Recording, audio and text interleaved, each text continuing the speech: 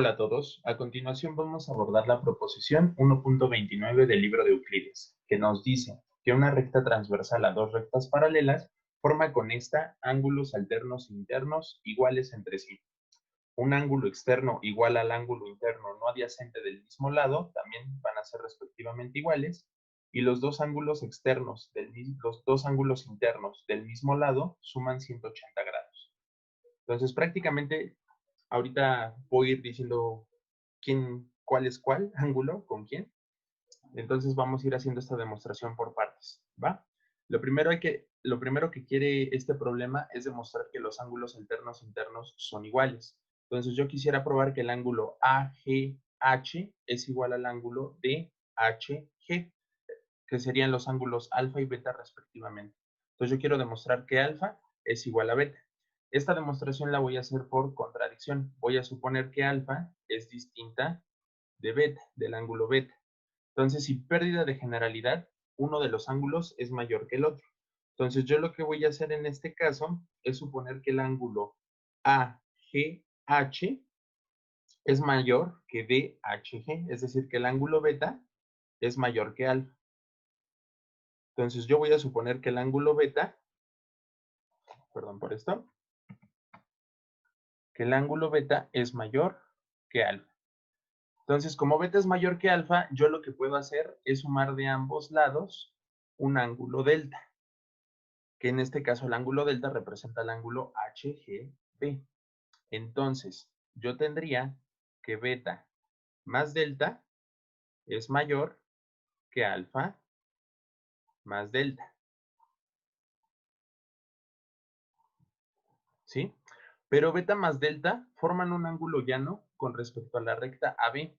Entonces, esto vale 180 grados y entonces lo que estaríamos diciendo aquí es que alfa más delta es menor que 180 grados, ¿sí?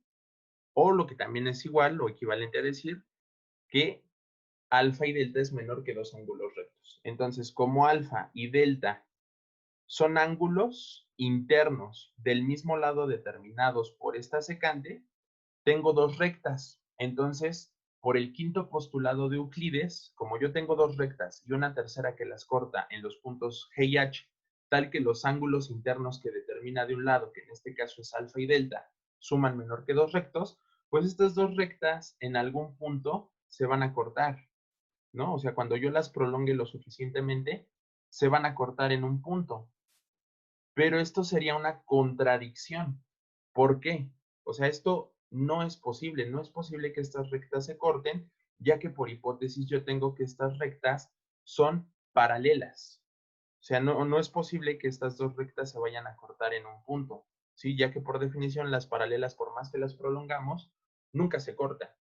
Entonces, alfa y delta no pueden sumar menos que 180 grados y pues no podríamos suponer que alfa y beta son diferentes. Por lo tanto, estaríamos concluyendo que alfa y beta son iguales. ¿Ok? Ahora, la otra parte, para deducir las otras parejas de ángulos que van a ser iguales y la otra pareja que suma 180 grados, es bastante fácil y es inmediata. Esta era la parte como que más importante para poder abordar todo el problema. Ahora queremos probar lo siguiente.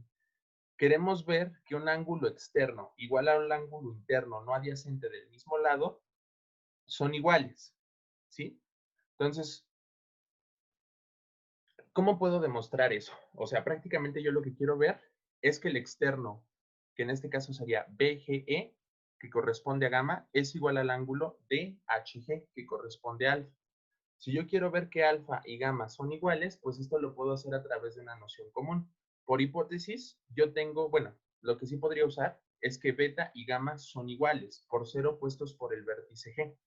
Y como ya demostramos que beta es igual a alfa, por nociones comunes tenemos dos cosas iguales a una tercera, entonces son iguales entre sí. Por lo tanto, alfa y gamma tendrían que ser iguales. Ahora, si observan, beta más delta forma un ángulo llano, pero beta es igual a alfa.